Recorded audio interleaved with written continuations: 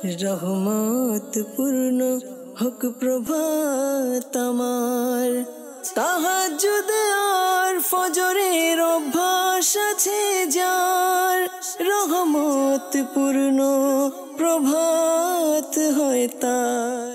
আলহামদুলিল্লাহি রাব্বিল আলামিন, আসসালাতু ওয়াসসালামু আলা সাইয়্যিদিল মুরসালিন, আম্মা বা'দু, আউযু বিল্লাহি মিনাশ শাইতানির রাজীম, বিসমিল্লাহির রহমানির রহিম।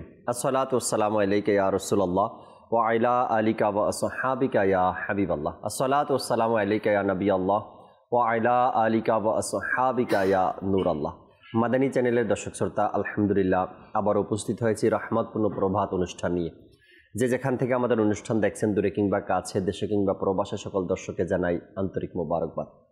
নবী রাহমাত শাফি উম্মাত সাল্লাল্লাহু তাআলা আলাইহি ওয়াসাল্লামের আলিশান ফরমান, যে ব্যক্তি সকালে এবং সন্ধ্যায় আমার উপর তিনবার করে দুরূদ শরীফ পাঠ করবে, আল্লাহ তাবারক ওয়া তাআলা ওই ব্যক্তির ওই দিন ও রাতের গুনাহকে ক্ষমা করে দিবেন।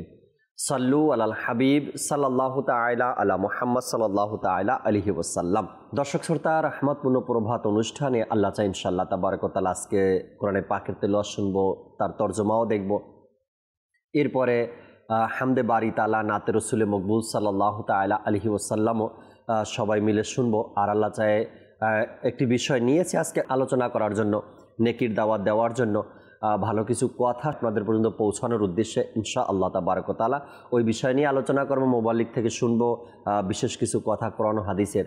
আর অনুষ্ঠানে আপনাদের কল SMS-গুলো ইনশাআল্লাহ তাআলা অ্যাড করার চেষ্টা করব। চলুন দর্শক, দেরি না করে অনুষ্ঠানের শুরুতেই কোরআনে পাকের তেলাওয়াত শ্রবণ করি, পাশাপাশি স্ক্রিনে দৃষ্টি রাখি যে আয়াতে কারিমার তেলাওয়াত শুনবো, তার তর্জমা কানজুল ইমানে কি এসেছে তাও আমরা দেখার বোঝার চেষ্টা করব। জি, আমাদেরকে কোরআনে পাকের তেলাওয়াত শুনিয়ে দিন। আউযু বিল্লাহি মিনাশ শাইতানির রাজীম, বিসমিল্লাহির রহমানির রহিম। লাকাদ হাক্কাল কওলু আলা আকসারিহিম ফাহুম লা ইউমিনুন।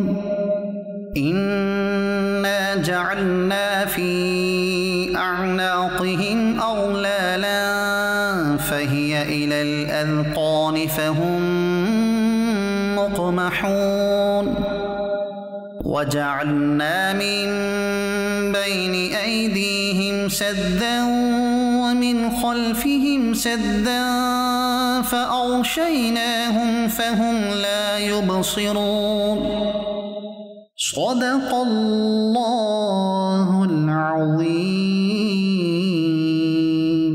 সুবহানাল্লাহ। রব্বে করিম কোরআনে পাকের মধ্যে আমাদের জন্য যে নির্দেশনা দিয়েছেন, যে হুকুম আহকামগুলো আল্লাহ তাবারক ওয়া তাআলা ইরশাদ করে দিয়েছেন, একজন মানুষকে হেদায়েতের পথ পাওয়ার জন্য এই 2-4টা আয়াতই অনেক সময় যথেষ্ট হয়ে যায়। আপনারা হয়তো এর পূর্বেও অনেক ঘটনা এমন শুনেছেন যে অনেক বড় বড় অমুসলিমরা কোরআনে পাকের 1-2টা আয়াত যখন শুনেছে, তখন তাদের ইমানের মতো দৌলত নসিব হয়ে গেছে।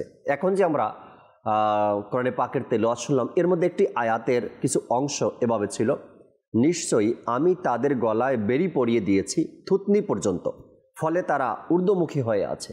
ওই সকল ব্যক্তিরা কারা? যাদের শাস্তির কথা আল্লাহ তাবারক ওয়া তাআলা কোরআনে পাকের মধ্যে ইরশাদ করেছেন।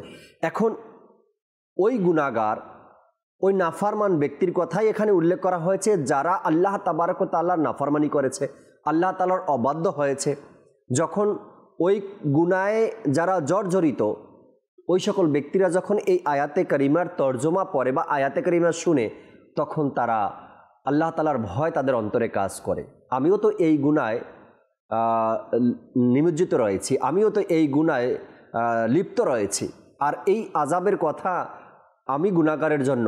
তখন ওই সকল মানুষরা তওবা করে, ফিরে আসে আল্লাহর দিকে, ফিরে আসে সৎ পথের দিকে।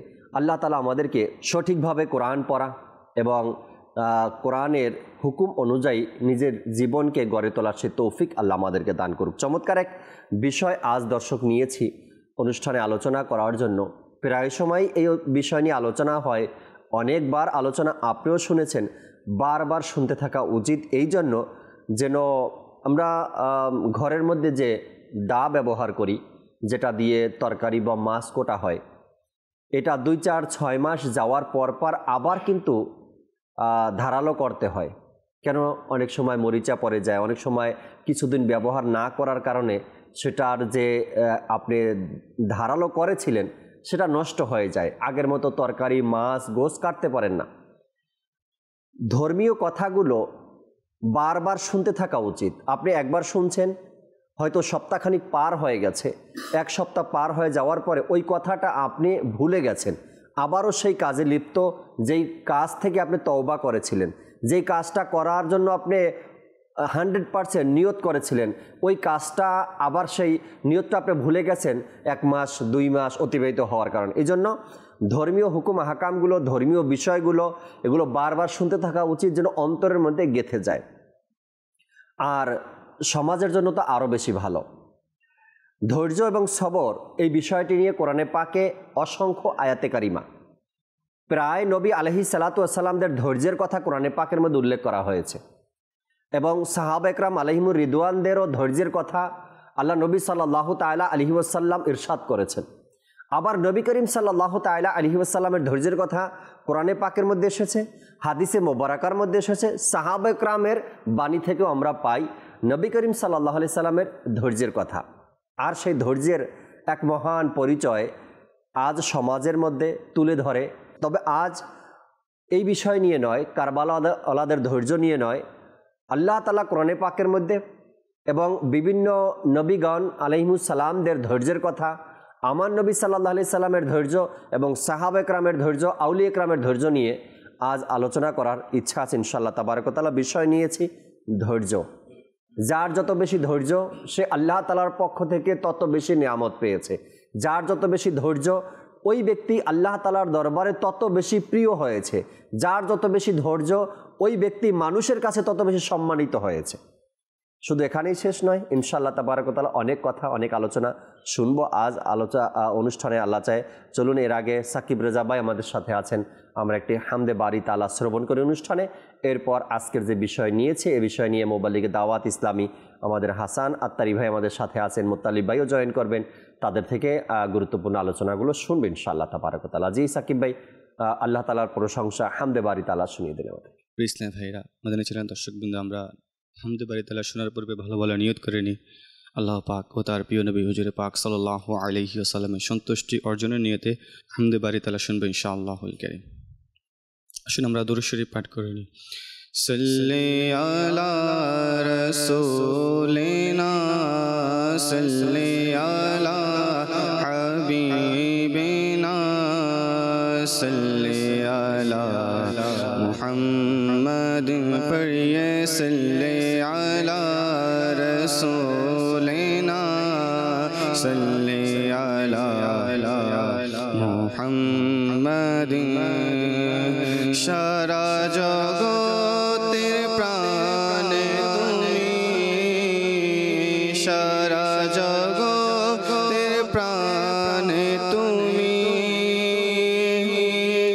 আমরা তা মেনে নিয়েছি, লোকেরাও মেনে নিবে, আজ না হয় তো কাল যাব পড়িয়ে সাল্লি আলা রাসূলিনা সাল্লি আলা মুহাম্মাদিন।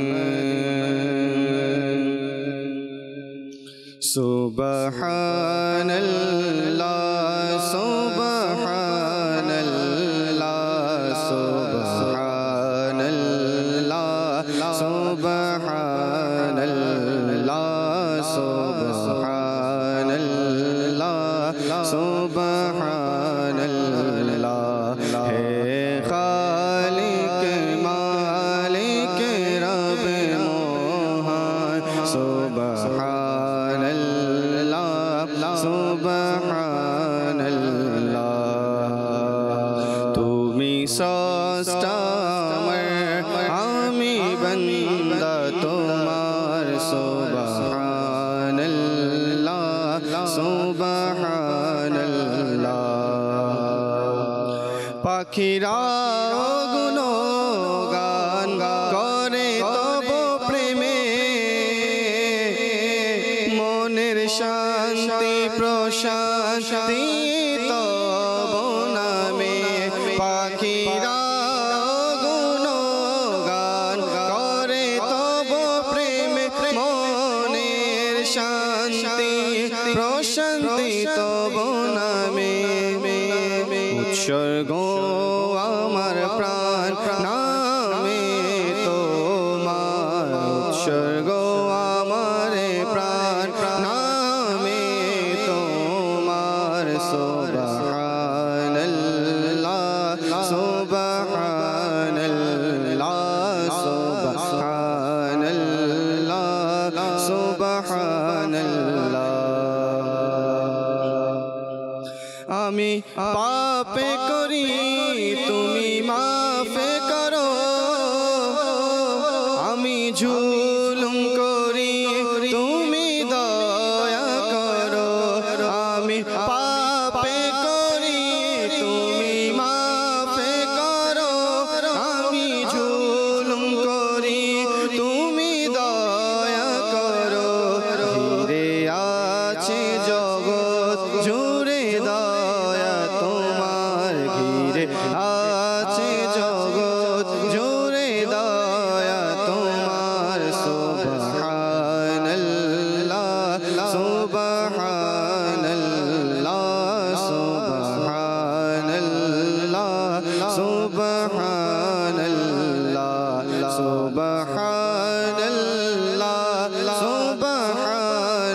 সুবহানাল্লাহ সুবহানাল্লাহ সুবহানাল্লাহ অপরাধী আমি সাতারে তুমি বড় পাপী আমি গাফারে তুমি আল্লাহ আল্লাহ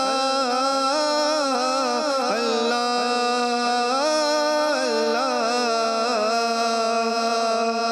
অপরাধী আমি সাতারে তুমি বড় পাপী আমি গাফারে তুমি এমন পাপীর তরে দয়া তোমার এমন পাপীর তরে দয়া তোমার সুবহানাল্লাহ সুবহানাল্লাহ সুবহানাল্লাহ সুবহানাল্লাহ অসহায়দের সহায় তুমি খোদা দুঃখীদের অভিভাবক তুমি খোদা অসহায়দের সহায় তুমি খোদা দুঃখীদের অভিভাবক তুমি খোদা মুক্ত সবার তরে দারে তোমার মুক্ত সবার তরে দারে তোমার সুবহানাল্লাহ সুবহানাল্লাহ সুবহানাল্লাহ সুবহানাল্লাহ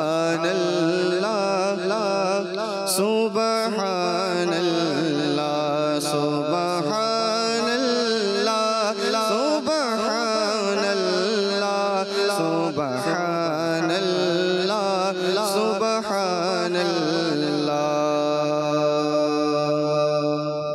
মাশাআল্লাহ মাশাআল্লাহ রহমতপূর্ণ প্রভাতে হামদে বারি তাআলা আল্লাহ তাবারক ওয়া তাআলার দয়ায় অনেক মানুষের এই অনুষ্ঠানের সাথে আবেগ জড়িত অনেকেরই যখন সরাসরি দেখা হয় বা কল আসে এসএমএস আসে তখন তাদের এই মনের কথাগুলো ব্যক্ত করেন বা কল সেন্টারে কল দিয়ে বলেন যে এমনিতেই তো ইবাদত রিয়াজত আল্লাহ তাআলার জিকির আর কতটুকু করতে পারি আমরা যখন চ্যানেলের মাধ্যমে আল্লাহ তাআলার প্রশংসা হয় জিকির হয় কমপক্ষে ততটুকু সময় তো চ্যানেলের সাথে বসে আল্লাহ তাআলার জিকির আল্লাহ তাআলার হামদ পাঠ করতে পারি কোরআনে পাকের তেলাওয়াত শুনতে পারি নাতে রাসূল শুনতে পারি এটাও আল্লাহ তাআলার অনেক বড় দয়া শেষ সময় এসে আমাদেরকে আল্লাহ তাবারক ওয়া তাআলা এই জমানাতে মিডিয়ার মাধ্যমে আল্লাহ তাবারক ওয়া তাআলা আমাদেরকে নেক কাজ, ইবাদত, রিয়াজত, জিকির আজকার, কিছু ইবাদত শেখার, ভালো কথা শোনার মতো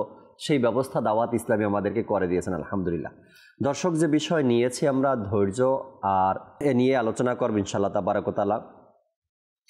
ধৈর্য ব্যতীত মানুষের ব্যক্তিত্ব ফুটে ওঠে না। ধৈর্য ব্যতীত মানুষের ব্যক্তি জীবন কখনো শান্তিময় হয় না। ধৈর্য ব্যতীত একজন মানুষের সাংসারিক জীবন, পারিবারিক জীবন সুন্দর হতে পারে না। ধৈর্য ব্যতীত একজন মানুষ সমাজে সুপ্রতিষ্ঠিত হতে পারে না। একজন মানুষ ধৈর্য ব্যতীত রাষ্ট্রীয়ভাবে সে কখনোই সুনাম অর্জন করতে পারে না। ধৈর্য ব্যতীত একজন মানুষ আল্লাহ ও তার রাসূলের কাছে কখনো পছন্দনীয় হতেই পারে না। এই যে কয়েকটা পয়েন্ট আমি বললাম, প্রত্যেকটা জায়গাতে আপনাকে ধৈর্যশীল হতেই হবে। আপনি অধৈর্য হয়ে যাবেন তো ব্যক্তি জীবন আপনার অশান্তিতে থাকবে। আপনি অধৈর্য হয়ে যাবেন, পারিবারিক যে জীবন আছে আপনার, এই জীবনে আপনি কখনো শান্তি পাবেন না। অধৈর্য হয়ে যাবেন আপনি, রাষ্ট্রীয়ভাবে আপনি অনেক বড় ক্ষতির মধ্যে পড়ে যাবেন। আপনি অধৈর্য হয়ে যাবেন, আল্লাহ ও তার রাসূল আপনার প্রতি অসন্তুষ্ট হয়ে যাওয়ার সম্ভাবনা রয়েছে। আর যদি এই কয়েকটা বিষয়ে এমনই থাকে আপনার সাথে, তবে একদিকে ধৈর্য ধারণ ব্যক্তি, তার জন্য সুসংবাদ জান্নাতের, আর অধৈর্য ব্যক্তি তার জন্য দুঃসংবাদ জাহান্নামের। তো এই ধৈর্য এমন একটা বিষয় মানুষের জীবনে, আর এই ধৈর্য নিয়ে অনেক কথা কবিগণ বলেছেন, লেখকগণ বলেছেন, ইতিহাসের মধ্যে রয়েছে এবং কোরআন হাদিসে তো রয়েছে। হাসান আত্তারি ভাই আমাদের সাথে আছেন, ধৈর্যের ব্যাপারে কিছু কথা হাসান ভাই থেকে শুনি, এরপরে মোতালিব ভাই থেকেও শুনবো ইনশাআল্লাহ তাবারাক ওয়া তাআলা। হাসান ভাই, ধৈর্য নিয়ে কি বলবেন আজকে? রব্বিল আলামিন ওয়াসসালাতু ওয়াসসালামু আলা সাইয়্যিদিল মুরসালিন, আম্মা বাদ, ফাউযু বিল্লাহি মিনাশ শাইতানির রাজিম, বিসমিল্লাহির রহমানির রহিম। জি, আজকের এই বিষয়টি অত্যন্ত গুরুত্বপূর্ণ একটি বিষয়। ধৈর্য একটি মানুষের, একজন মুমিনের জন্য অত্যন্ত জরুরি একটি বিষয়। আল্লাহ রাসূল সাল্লাল্লাহু আলাইহি ওয়াসাল্লাম বলেছেন যে ধৈর্য হলো ঈমানের অর্ধেক। সুবহানাল্লাহ। এবং ধৈর্য এমন একটি গুণ, ধৈর্য সম্পর্কে আল্লাহ রাসূল সাল্লাল্লাহু আলাইহি ওয়াসাল্লাম অন্য একটি হাদিস শরীফে ইরশাদ করেছেন যে আস-সাবরু দিয়াউন, অর্থাৎ ধৈর্য, সবর হচ্ছে আলো। অর্থাৎ মানুষ যেমন অন্ধকারের মধ্যে আলো পেলে রাস্তা খুঁজে পায়, যেমন মানুষ অন্ধকারে নিমজ্জিত হলে তখন সে যখন আলো দেখে তো সেটা আশা দেখে, তদ্রূপ আর ধৈর্য হলো মুমিনের জন্য এমন একটি আলো যে সে ধৈর্যের কারণে বিভিন্ন বিপদ আপদের মধ্যেও ধৈর্যের কারণে সে রাস্তা খুঁজে পায়, সে সঠিক পথে আসতে পারে। তো এই জন্য ধৈর্যের একজন মুমিনের মধ্যে অত্যন্ত এই গুণটি থাকা অত্যন্ত জরুরি। আসুন ধৈর্যের সংজ্ঞা এবং ধৈর্য কয় ধরনের হয় আমরা এটাও শ্রবণ করি। ধৈর্য কাকে বলে? ধৈর্য বলা হয় যে মানুষ নিজের নফসকে, নিজের আত্মাকে ওই সকল কাজ, ওই সকল বিষয় থেকে বাঁচিয়ে রাখবে যা করতে শরীয়ত নিষেধ করেছে, এবং নিজের আকলও সেটা থেকে নিষেধ করে। অর্থাৎ ধৈর্য হলো এমন একটি গুণ, ধৈর্য হলো এমন কাজকে বলা হয় যে যখন আমি কোনো কাজ করব তখন আমি দেখব যে এই কাজটাকে আমাকে শরীয়ত অনুমতি দেয় কিনা। যদি দেয় তাহলে করব, যদি না দেয় আমি করব না, সবর করব, নিজেকে বাঁচিয়ে রাখবো, নিজের আত্মাকে, নিজের নফসকে এমন কাজ থেকে বাঁচিয়ে রাখা যা আমাদেরকে শরীয়ত নিষেধ করেছেন এবং আকল আমাদেরকে কি করেছে, নিষেধ। এখানে মুফাসসিরগণ আরো বলেন, আপনি যে পয়েন্টটা এখন তুলছেন এই পয়েন্টে এসে মুফাসসিরগণ আরো বলেন, জি, আল্লাহ তাবারক ওয়া তাআলার পক্ষ থেকে এই কাজটা করা নিষেধ। জি, আল্লাহ তাআলার পক্ষ থেকে এই কাজটা করা কোনো বান্দার জন্য নিষেধ, মুসলমানের জন্য নিষেধ, কিন্তু তার নফস বলে করো, দুনিয়াবি চাহিদা বলে করো। এই দুনিয়াবি চাহিদাকে এবং নফসকে দমন করা, এটার নাম হলো ধৈর্য। আল্লাহ তাআলার সন্তুষ্টির জন্য সেই কাজকে বর্জন করা। জি জি জি, এটাই। এবং ধৈর্যকে দুই ভাগে বিভক্ত করা হয়েছে। একটা হলো শারীরিক ধৈর্য। সেটা কেমন? যেমন মানুষের জীবনে স্বাস্থ্যগতভাবে বিভিন্ন রোগ হয়, বিভিন্ন আঘাতপ্রাপ্ত হয়, তো এসবের মধ্যে নিজেকে ধৈর্যের মধ্যে রাখা। আরেকটি ধৈর্য যেটাকে আসলে হাকিকি ধৈর্য বলা হয়, সেটা হলো নিজের নফসকে কন্ট্রোল করা। আল্লাহু আকবার। অর্থাৎ নিজের নফস বলছে, যেটা আপনি একটু আগে বললেন, যে হারাম কাজ করতে মন চাচ্ছে, ভালো লাগতেছে, নফস ধোঁকা দিচ্ছে, জি, তারপরেও বান্দা, জি, নফস চাচ্ছে এবং আমার মন চাচ্ছে, কিন্তু আমি সেই মনকে আল্লাহ তাআলার জন্য এবং শরীয়ত নিষেধ করেছে এই জন্য নিজেকে কন্ট্রোলে রাখা, নিজেকে নিয়ন্ত্রণ করা, এটাকে হাকিকি এবং প্রশংসনীয় ধৈর্য বলা হয়েছে। আল্লাহু আকবার। এই জন্য আমাদের উচিত যে আমরাও যেন ধৈর্যশীল হওয়ার চেষ্টা করি। আর অনেক সময় দেখা যায় যে আমরা বিভিন্ন বিপদগ্রস্ত হলে ধৈর্য ধরি, কখন বিভিন্ন অভিযোগ করার পর, নানান ধরনের চড়াই উতরাইয়ের পর এক সময় গিয়ে যখন আমাকে সবর করতেই হয়, তখন গিয়ে আমি বলি যে আমি সবর করছি। বিষয়টা এটার নাম তো আর ধৈর্য হলো না। আপনি অপারগ হয়ে যখন আপনি হাত ফিরিয়ে নিলেন বা ওই পথে চলা বন্ধ করে দিলেন, সেটার নাম তো ধৈর্য নয়। কেননা আপনি আল্লাহ তাআলা সন্তুষ্টির জন্য ধৈর্য ধরেননি। এই ধৈর্যটা ছিল নিজের সাথে, আর পারছেন না আপনি, তাই আপনি ধৈর্য ধারণ করছেন। রাইট কথা বলছেন। তো ধৈর্য বলা হয় সেটাকেই, যখন প্রাথমিক অবস্থায় আপনার উপর কোনো বিপদ আসবে, মুসিবত আসবে, তো আপনি নিজেকে ধৈর্যের মধ্যে রাখবেন, আল্লাহ তাআলা সম্পর্কে, এবং কোনো অভিযোগ না করা এবং হাই হুতাশ না করা, মানুষকে না বুঝানো। আল্লাহ তাআলা তো আমার সম্পর্কে ভালো জানেন, ঠিক না? তো এই, এবং বিশেষ করে ধৈর্য ধরতে আমাদের সবচেয়ে বেশি সহায়ক ভূমিকা রাখবে যদি আমরা ধৈর্য সংক্রান্ত যে ইলমে দিন আল্লাহ তাআলা কোরআন মাজিদে ইরশাদ করেছেন, আল্লাহ রাসূল সাল্লাল্লাহু আলাইহি সাল্লাম হাদিস শরীফে ইরশাদ করেছেন ধৈর্য সম্পর্কে, আমরা যদি এসব ফজিলত সম্পর্কে জানি, তখন আমাদের ধৈর্য ধরতে আরও বেশি সুবিধা হবে। আসুন ধৈর্য সম্পর্কে একটি কোরআনের আয়াত শ্রবণ করি। আল্লাহ তাআলার কোরআন মাজিদে 21 পারায় আল্লাহ তাআলা ইরশাদ করেছেন, কানজুল ঈমান থেকে অনুবাদ, এবং আর ধৈর্য ও নামাজের মাধ্যমে সাহায্য প্রার্থনা করো, আর নামাজ অবশ্যই ভারী, কিন্তু তাদের জন্য নয় যারা আন্তরিকভাবে আমার প্রতি বিনীত হয়। সুবহানাল্লাহ। আল্লাহ তাআলা বলছেন যে আমার মুমিন বান্দারা, আমার বান্দারা, তোমরা নামাজ এবং ধৈর্যের মাধ্যমে কি করো? সাহায্য প্রার্থনা। অর্থাৎ আপনি বিপদে পড়েছেন, তাহলে আপনি সাহায্য চাইবেন। কিভাবে চাইবেন? আগে সবর করবেন, নামাজ পড়বেন এবং আল্লাহ তাআলার কাছে চাইবেন। তখন ইনশাআল্লাহুল কারীম আপনি এর অবশ্যই উত্তম জাযা, এর ফজিলত আপনি অবশ্যই, এর প্রতিদান অবশ্যই আল্লাহ তাআলা আপনার জন্য রেখেছেন। যখন কোনো বান্দা পেরেশানিতে পড়ে, কোনো বান্দা বিপদে পড়ে, আর সেই বিপদটা আল্লাহ তাআলার পক্ষ থেকে যদি বান্দার পরীক্ষার জন্য হয়, যে আমার বান্দা আমাকে বিপদে পড়ে স্মরণ করে কিনা, আর ওই মুহূর্তে বান্দার জন্য কি করা উচিত? ধৈর্য ধরা উচিত, আর নামাজের মাধ্যমে আল্লাহ তাআলার কাছে সাহায্য প্রার্থনা করা উচিত। আর বিপদের সময় কিন্তু একজন ব্যক্তিকে চিনতে পারা যায়। আমরা সহজেই যদি দেখি, তবে একটা ভাষা আমাদের সমাজের মধ্যে প্রচলিত রয়েছে, বিপদে বন্ধুর পরিচয়। আপনি যেমন এই কথাটি মেনে নিয়েছেন, বিপদে বন্ধুর পরিচয়, ঠিক ওই কথাটা আপনাকে মানতে হবে বিপদে আসল বান্দার পরিচয়, যে বান্দা হাকিকি আল্লাহ তাআলার বান্দা কিনা। বিপদ আসলো, এখন আপনি হারাম দেখলেন না, হালাল দেখলেন না, আত্মসাৎ দেখলেন না, ডাকাতি দেখলেন না, চুরি দেখলেন না, আমার এখন বিপদের সময় চোখ বন্ধ করে জেবের মধ্যে, পকেটের মধ্যে নিয়ে নাও, এটা তো হবে না। বিপদেই তো বান্দার পরিচয়, যে বান্দা হাকিকি বান্দা কিনা, বান্দা আসলেই কি আল্লাহকে ভয় পায় কিনা। এখন বিপদ আসছে তাই বলে আপনি চোখ বন্ধ করবেন আর যা আসবে তাই নিয়ে নেবেন, এটা তো হবে না। তো এই জন্য যেমনিভাবে আপনি এটা মেনে নিয়েছেন বিপদে বন্ধুর পরিচয়, যে আপনারা সত্যিকারের বন্ধু কিনা, আপনার বিপদে পাশে থাকে কিনা, ঠিক আপনি বিপদে আছেন, এখন আপনি রবের বান্দা কিনা, হাকিকি বান্দা হতে পারছেন কিনা, এটার পরিচয় আপনাকে দিতে হবে। যে বিপদের সময় আপনাকে না হারামের দিকে যাওয়া যাবে, না কুদৃষ্টি দেওয়া যাবে, না মিথ্যা বলা যাবে, না আত্মসাৎ করা যাবে, কোনো কিছু করা যাবে না। বিপদের সময় ধৈর্য ধারণ করতে হবে এবং নামাজের মাধ্যমে আল্লাহ তাআলার কাছে সাহায্য প্রার্থনা করতে হবে। মুতালিব মাদানী ভাই আছেন, কিছু কথা তার থেকেও শুনি, এরপরে নাতে রসুল শুনবো ইনশাআল্লাহ তাবারাক ওয়া তাআলা। জি হুজুর, কি বলবেন ধৈর্য নিয়ে আজকে?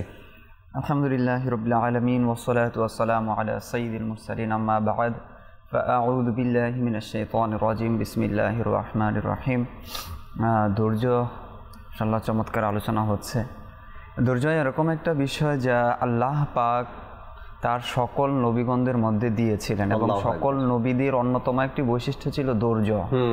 এবং আমাদের প্রিয় নবী রাসূল আরবি সাল্লাল্লাহু তাআলা আলাইহি ওয়াসাল্লামকে আল্লাহ পাক সেই সকল নবীদের তারা যেভাবে ধৈর্য ধারণ করেছে, অনুরূপ ধৈর্য ধারণ করতে ইরশাদ করেছেন। যদিও তিনি সাইয়্যিদুল মুরসালিন, তাদের মাঝে তাদের চেয়েও বেশি, এটা আমাদের জন্য শিক্ষা। আল্লাহ পাক কোরআনে পাকের মধ্যে ইরশাদ করছেন, বিসমিল্লাহির রহমানির রহিম, ফাসবির কামা সাবারা উলুল আজম। যে উলুল আজম কাদের বলা হয় আমরা জানি, হযরত সাইয়্যিদুনা নূহ আলাইহিস সালাম, হযরত সাইয়্যিদুনা ইব্রাহিম আলাইহিস সালাম, মুসা আলাইহিস সালাম, ঈসা আলাইহিস সালাম, এবং আমাদের নবী হুজুর সাল্লাল্লাহু আলাইহি ওয়াসাল্লাম। তো সেই যে দৃঢ় প্রতিজ্ঞ, তারা যেভাবে ধৈর্য ধারণ করেছে, সেই নবীগণদের মধ্যে ধৈর্য ধারণ করা, এবং তাদের জীবনী যদি আমরা দেখি, কোরআনে পাকের মধ্যে ইরশাদ হয়েছে হযরত সাইয়্যিদুনা ইব্রাহিম আলাইহিস সালাতু ওয়াস সালামের জীবনী, তিনি কতটা ধৈর্য ধারণ করেছেন। বিশেষত একদম শৈশব থেকে তার জীবন লালন পালন হওয়াটা খুবই কষ্টের মধ্যে একটা সময় অতিবাহিত করেছেন। অতঃপর তিনি যখন বুঝতে আরম্ভ করলেন এবং আল্লাহ তাআলার পরিচয় লাভ করলেন, সব কিছু তো অতঃপর যখন তার সামনে আল্লাহ তাআলার বিরুদ্ধে গিয়ে মানুষ কাজ করছে, যে রব মানুষকে সৃষ্টি করেছে সেই রবের বিরুদ্ধে সেই রবকে অস্বীকার করছে। তো তিনি ধৈর্যের সাথে, হিকমতের সাথে, সহনশীলতার সাথে তিনি মানুষদেরকে বুঝিয়েছেন। এমনকি তার সাথে যখন অন্যায় অবিচার করা হয়, এমনকি নমরুদ অগ্নিকুণ্ড জ্বালিয়ে তখন তাকে যখন পুড়িয়ে ফেলবে এরকম হয়, তখনও তিনি এমন ধৈর্যের পরিচয় দিয়েছেন। এমনকি আল্লাহ তাআলার দরবারে তিনি দোয়া করেছেন, কি বলে, যে তাকে আগুনে নিক্ষেপ করা হবে, জ্বালিয়ে দেওয়া হবে, ধ্বংস করে ফেলা হবে, তার সাথে এরকম অমানবিক আচরণ।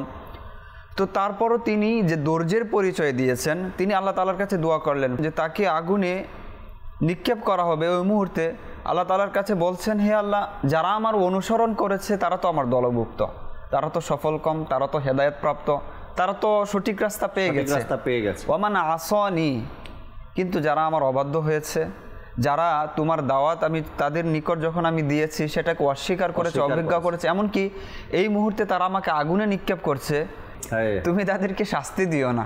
তারা নাদান, তারা অবুঝ, তারা না জেনে আমার সাথে এরকমটা করছে, তুমি তো দয়ালু, তুমি তো ক্ষমাশীল। সুবহানাল্লাহ। তো তাদের জীবনের মধ্যে এই যে ধৈর্যের বিষয়টা পাওয়া যায়। আর সবচেয়ে বিষয় হচ্ছে যখন ইসমাইল আলাইহিসসালামকে আল্লাহ পাক সেই বৃদ্ধ বয়সে তাকে প্রদান করলেন, তখন আল্লাহ তাআলার পক্ষ থেকে ফয়সালা হলো তাকে কুরবানি দিতে হবে। তো সেখানেও তিনি ধৈর্য ধারণ করে, ধৈর্যের যে পরীক্ষা যেটা ছিল সেটাই উত্তীর্ণ হয়ে তিনি পাশ করেন। অতঃপর ইসমাইল আলাইহিসসালামের ব্যাপারে আল্লাহ তাআলা বলেন যে তিনিও ধৈর্যশীলদের একজন। সুবহানাল্লাহ।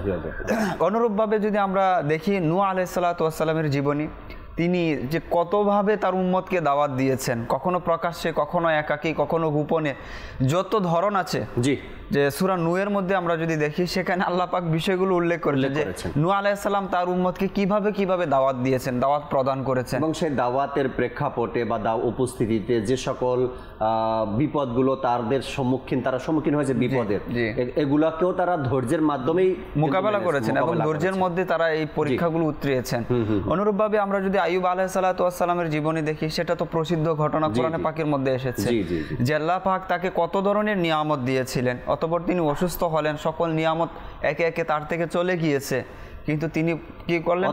অধৈর্য হন, এক মুহূর্তের জন্য অধৈর্য। আল্লাহ তাআলার কাছে প্রার্থনা করছেন যে আমাকে অসুস্থতা পেয়ে বসেছে, তুমি যাতে রাজি আল্লাহ, আমি তাতে রাজি। অতঃপর আল্লাহ পাক তাকে কত চমৎকার উপাধি দিয়েছেন যে তিনি কতই না ধৈর্যশীল, সুবহানাল্লাহ, সবরকারী, তিনি কতই না ধৈর্যশীল, তাকে এই বলে আল্লাহ তাআলা সম্বোধন করেছেন। তো এই যে আম্বিয়া কেরাম যারা রয়েছেন, তাদের জীবনের মধ্যে অন্যতম বৈশিষ্ট্য ছিল এই ধৈর্য। ধৈর্য না হলে পরে আসলে দিনের কাজ, দায়ীর কাজ আসলে করাটা সম্ভব না। পৃথিবীতে মানুষ কত ধরনের মানুষ রয়েছে, আপনি যখন তাদেরকে বোঝাতে যাবেন, আপনি সত্য বোঝাচ্ছেন, কিন্তু আপনার সাথে এরকম আচরণ করবে যে আপনি অন্যায় পথে আছেন, এরকমটা করবে যে আপনি মনে হয় কি জানি তার সাথে করছেন। মুসা আলাইহিসসালাম তার জীবনে যদি দেখি, তিনি কতটা হয়েছে, নিজের দেশ পর্যন্ত ত্যাগ করেছেন, বারবার সে ফেরাউনকে বুঝিয়েছেন তিনি, কিন্তু তার সাথে উল্টা করা হয়েছে, এমনকি তাকে হত্যা এবং তার জাতিকে ধ্বংস করে দেওয়ার পরিকল্পনা করা হয়, কিন্তু তিনি তারপর ধৈর্য ধারণ করেছেন এবং আল্লাহ তাআলা যা আদেশ দিয়েছেন সেটা তিনি পালন করেছেন।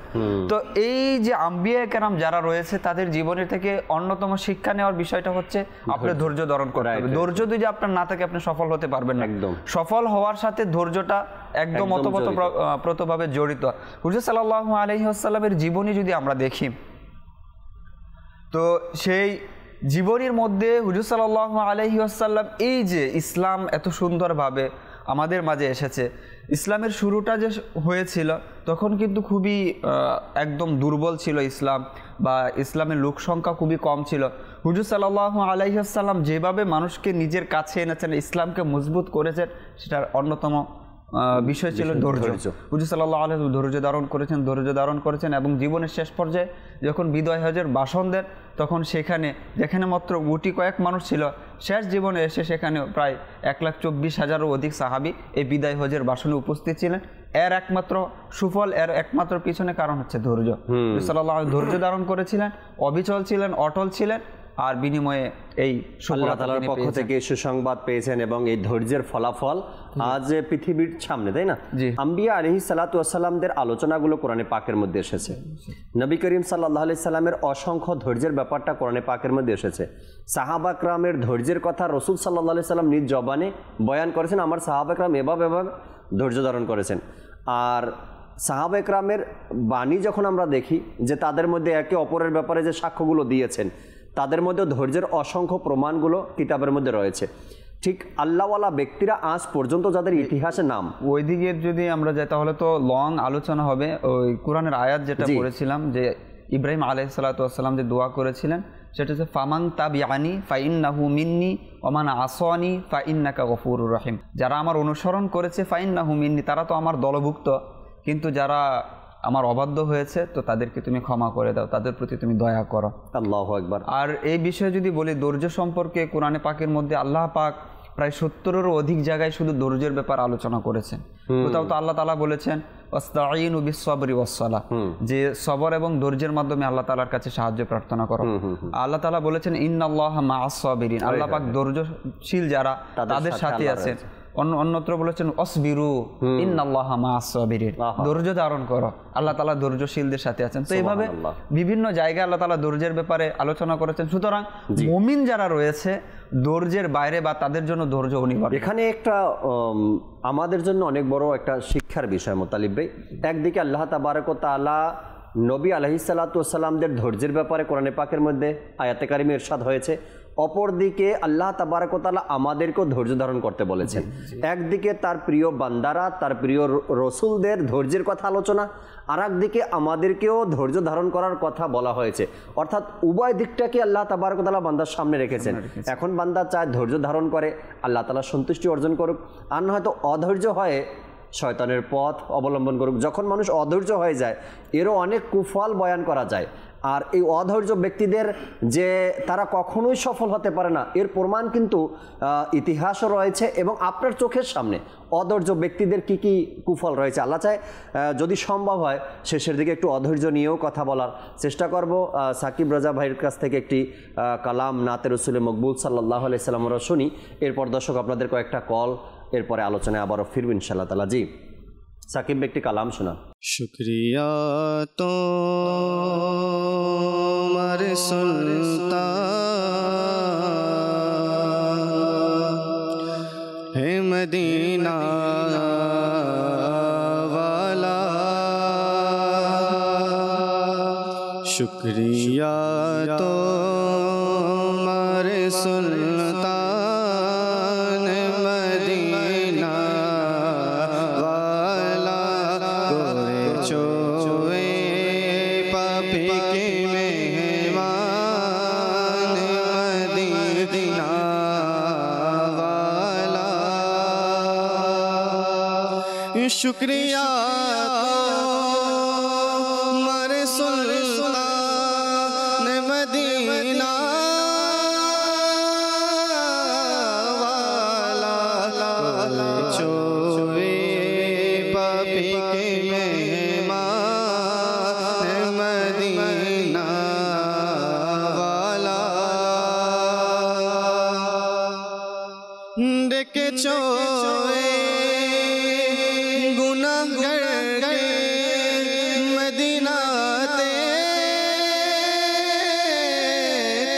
তুমি ডেকেছো হে গুনাহগার আকা, ডেকেছো হে গুনাহগারকে মদিনাতে, তুমি করলে এহসানের পরে এহসান মদিনা ওয়ালা, করলে এহসানের পরে এহসান মদিনা ওয়ালা। রোজা জিয়ারত কারি পাবে শাফায়াত তোমার, রোজা জিয়ারত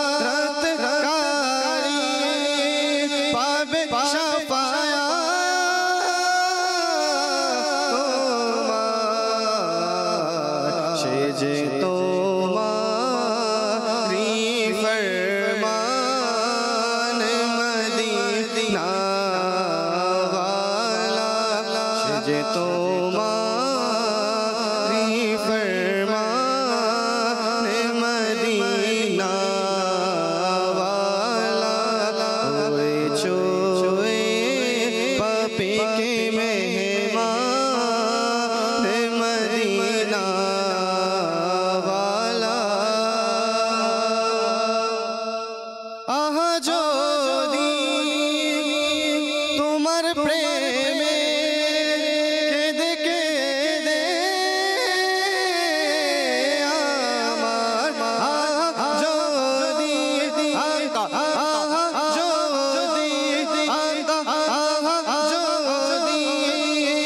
তোমার প্রেমে কেঁদে কেঁদে আমার বের হয়ে যায় যেন এ প্রাণ মদিনা ওয়ালা বের হয়ে যায় যেন এ প্রাণ মদিনা ওয়ালা দেখেছো এ পাপি কে মেহমান করেছো এ পাপি কে মেহমান মদিনা ওয়ালা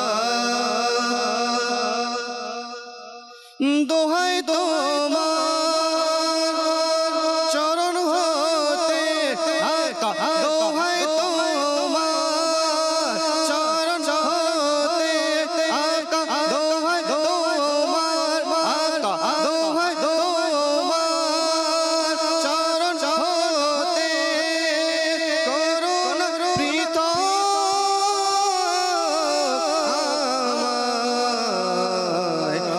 এ পাপি পরে এহসান মদিনা ওয়ালা এ পাপি উপরে এহসান মদিনা ওয়ালা ওরে চোয়ে পাপি কে মেহমান মদিনা ওয়ালা শুকরিয়া তোমার সুলতান মদিনা ওয়ালা করেছো এ পাপি কে মেহমান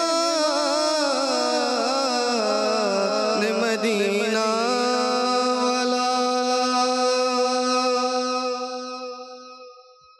সুবহানাল্লাহ। আল্লাহ তাবারক ওয়া তাআলা মদিনাতুল মুনাওয়ারায় হাজির হয়ে এই কালাম পাঠ করার তৌফিক আমাদেরকে দান করুন। শুকরিয়া আদায় করার যে সরকার ডেকে নিয়েছেন, যারা যাদের নসিব হয় মদিনাতুল মুনাওয়ারায় হাজিরি দেওয়ার, অবশ্যই সেখানে গিয়ে শুকরিয়া আদায় করা উচিত। হুজুর সাল্লাল্লাহু আলাইহি সাল্লামের আকা করিম সাল্লাল্লাহু আলাইহি সাল্লাম যখন আপনাকে মেহমান হিসেবে মদিনাতুল মুনাওয়ারাতে কবুল করেছেন, ডেকে নিয়েছেন, অবশ্যই সেই সরকার সাল্লাল্লাহু আলাইহি সাল্লামের শুকরিয়া আদায় করা উচিত। কালামও শুনতেছিলাম আর ধৈর্যের ব্যাপারে চমৎকার কিছু কথা আলোচনাও শুনছিলাম। আমরা কয়েকটা কল শুনি আর দুই একটা এসএমএসও পড়ব ইনশাআল্লাহ তাআলা, এরপর আবারও ফিরবো আলোচনায়। জি, দর্শকের কল শুনিয়ে দেন। আমার নাম মোহাম্মদ আরিফ। আলহামদুলিল্লাহ, এই অনুষ্ঠানটির মাধ্যমে অনেক ইলমি দিন অর্জন করার সুযোগ হচ্ছে। আমি যারা মাদানী চ্যানেলের দায়িত্ব রয়েছে তাদেরকে অসংখ্য মোবারকবাদ জানাচ্ছি। মাশাআল্লাহ, আল্লাহ তাআলা কবুল করে নিক। আশা রাখি এভাবে সবসময় আমাদের সাথেই থাকবেন। পরবর্তী কল দেন। আমার নাম আরিফ, আমি একটি নাচের গান শুনতে চাই। প্রিয় নবীর কফি নামে মদিনা আমার বাগান। কোথা থেকে বলছেন তাও বললেন না আপনি। আপনার অনুরোধ তো পূরণ করেই দিব, কিন্তু কমপক্ষে আপনার অ্যাড্রেস ঠিকানাটাও তো বলে যান আমাদেরকে। এভাবে নিজের চাহিদা পূরণ করার জন্য কল দিয়ে চলে যাবেন, এতটাই যদি পর ভাবেন কেমনে হবে? কমপক্ষে নিজের নাম বলবেন, নিজের ঠিকানা বলবেন, এরপর একটি কালাম শুনতে চান, তাই না? একটা সুসম্পর্ক আপনার সাথে, যেহেতু আপনি কল করছেন।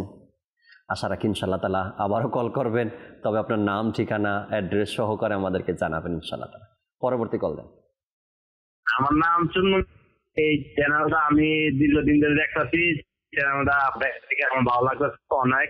চ্যানেলটা থেকে অনেক কিছু শিখতে পারতেছি। আল্লাহ তাআলা ভালো রাখুক আপনাকে, সবসময় এভাবে চ্যানেলের সাথেই থাকবেন আশা রাখি ইনশাআল্লাহ তাআলা। পরবর্তী কল দেন। আমি গাজীপুর থেকে বলতেছি। আমার নাম মোহাম্মদ ইয়াসিন। আমি একটি নাচের গান শুনতে চাই, সোনার মদিনা আর প্রাণের মদিনা। এই নাচটি শুনে দিলে আমি অনেক খুশি হব। সোনার মদিনা আমার প্রাণের মদিনা শোনাবো, সাথেই থাকুন ইনশাআল্লাহ তাআলা। পরবর্তী কল দেন। আমি আমি এই চ্যানেলটা দেখতেছি, ফ্যামিলি বর্গ। আমি এই চ্যানেলটা দেখি সবসময়, খুবই ভালো লাগে। মাশাআল্লাহ, সাথেই থাকবেন এভাবে সবসময় আশা রাখি। পরবর্তী কল। আমার নাম শহীদুল। আমি একটি নাচের রাসূল শুনতে চাই, অতি শীতল হাওয়া মদিনারি। অতি শীতল হাওয়া মদিনারি, চমৎকার কালাম।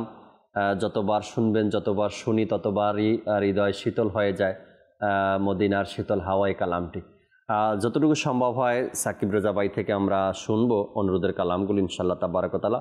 একজন দর্শক SMS করেছিলেন পঞ্চগড় থেকে, তিনি বললেন আমি একটি কালাম শুনতে চাই।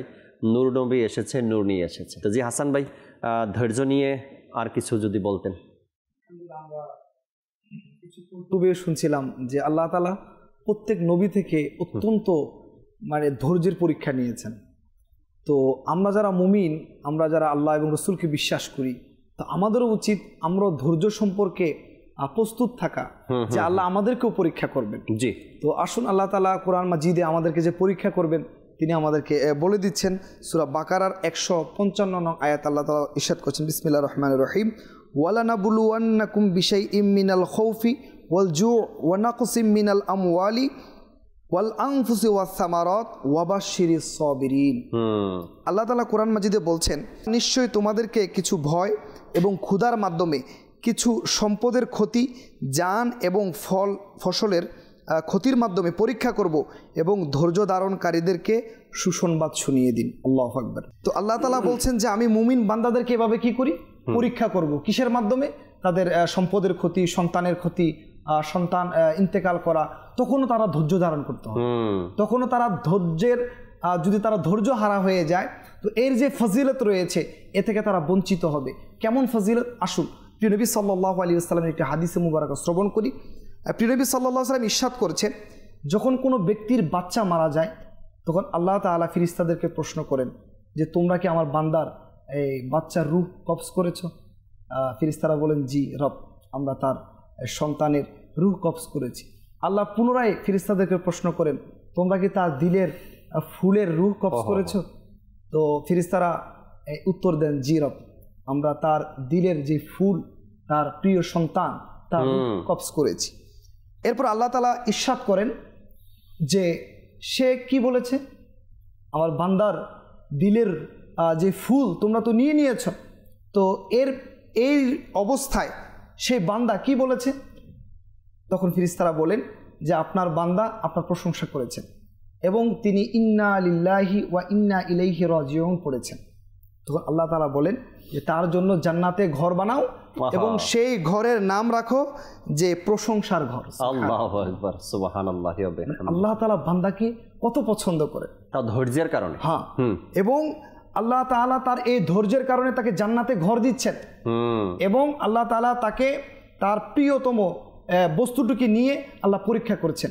এবং আল্লাহ রাসূল সাল্লাল্লাহু আলাইহি ওয়াসাল্লাম অন্য একটি হাদিস শরীফে ইরশাদ করেছেন, যখন আমি আমার কোনো বান্দাকে তার শরীর, সম্পদ বা সন্তানের মাধ্যমে পরীক্ষায় লিপ্ত করব, অতঃপর সে ধৈর্য ধারণ করে তা সাদরে গ্রহণ করে, তবে কিয়ামতের দিন আমার লজ্জা হবে যে তার জন্য মিজান প্রতিষ্ঠা করতে বা তার আমলনামা খুলতে। আল্লাহ আল্লাহ আল্লাহ আল্লাহ, সুবহানাল্লাহ। কত বড় প্রতিদান যদি আমরা ধৈর্য ধরতে পারি।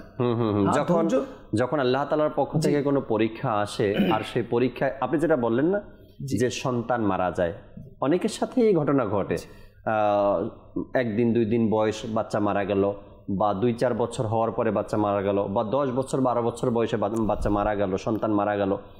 আর ওই সময় নিজেকে কন্ট্রোল করা এবং সেই পরীক্ষায় আল্লাহ তাআলার সিদ্ধান্তের উপরে খুশি থাকা যে আল্লাহ তাআলা যা করেছেন আমার ভালোর জন্য করেছেন, এই বিষয়টার উপরে ধৈর্য ধারণ করতে পারাটা এত সহজ বিষয় না। তারপরেও যে বান্দারা ধৈর্য ধারণ করতে পারে তাদের জন্য আল্লাহ তাআলা মহা পুরস্কারের ঘোষণা করেছেন, জান্নাতে ঘর নির্মাণের কথা ইরশাদ হয়েছে।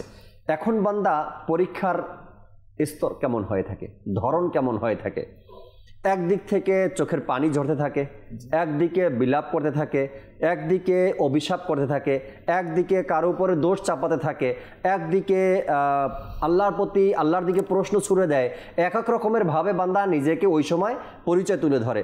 যখন মেনেই নিয়েছি যে যার যতদিন হায়াত আছে সে ততদিন বেঁচে থাকবে, হায়াত শেষ, তাকে দুনিয়া থেকে চলেই যেতে হবে। এরপরেও ভালোবাসা তো আছেই সন্তানের প্রতি, কিন্তু সব কিছু মেনে নেওয়ার পরেও আপনাকে আমাকে ধৈর্য ধারণ করতেই হবে, এছাড়া আর কোনো পথ নেই। আর এমনও মানুষ আপনি পাবেন পৃথিবীতে এর চাইতে পরীক্ষা তারা বেশি দিয়েছে, এর চাইতে বড় বিপদ তাদের জন্য এসেছে। কারো 2 জন 3 জন 4 জন সন্তান সবই দুনিয়া থেকে চলে গেছে, ধৈর্য ধারণ করছে। আবার এমনও মানুষ পাবেন বিবাহিত জীবনের 40 বছর পার হয়ে গেছে, কোনো সন্তানই নেই।